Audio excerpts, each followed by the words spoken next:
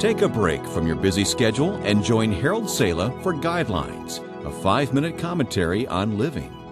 A certain woman bitten by a dog suspected of having rabies was immediately rushed to a hospital where she was treated and left in an adjacent room until it could be determined whether or not the dog had rabies. As you probably know, treatment for rabies is painful and expensive. If it can be determined that an animal is not infected, it saves a great deal of trouble and anxiety. An intern on duty explained the seriousness of the situation to the woman, and then was called to other duties. Passing by the room a short while later, the young doctor noticed that the woman would stare into space and mutter to herself, visibly shaken by the trauma of what had happened. He also noticed that the woman was writing something. He thought perhaps her will or funeral instructions. This had really gotten to her, he thought. So certain was he that she was taking it much too seriously, he went in to comfort her. "Are you writing your will?" asked the young doctor. "Oh, no," she replied. "Funeral instructions?"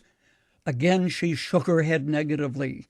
Then she explained, "Just in case I do have rabies, I'm making a list of the people I want to bite before I die." Wow, we smile at the thought of such a thing taking place.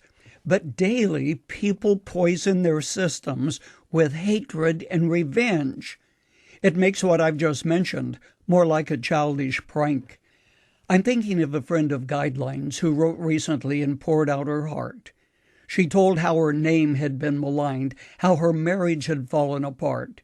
She had lost her husband and family as the result of a malicious, conniving woman who had stolen her husband. She closed by saying, "I have nothing now to live for but revenge." The sweet taste of revenge, some call it. But in reality, there is nothing sweet about the bitterness of revenge. I have known people who lived for years with a burden of hatred, bidding their time to take revenge on an enemy.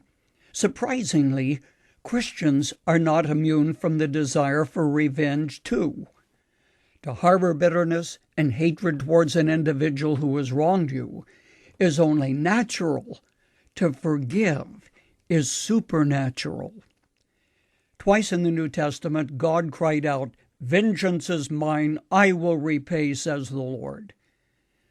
When he was crucified, instead of taking vengeance on his enemies, Christ cried out, "Father, forgive them, for they know not what they are doing."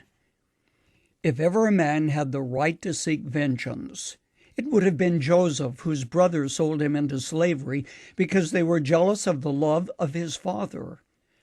Broken homes often produce hatred between half-brothers and sisters. But instead of awaiting his time for vengeance, he blessed his brothers who came seeking his help. You can read about it in Genesis 37 to 50 in the Old Testament.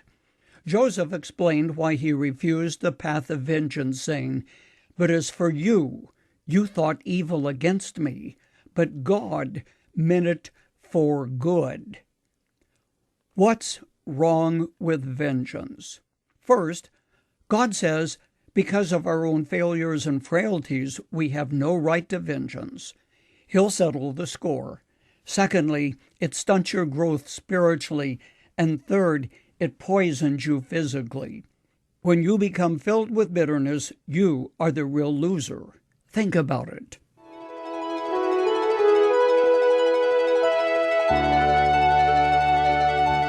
You've just heard Dr. Harold Sala with Guidelines, a 5-minute commentary on living. If you would like to listen to the program again, download a copy, subscribe to our e-commentary, or view other resources, visit guidelines.org. We would like to hear from you, too.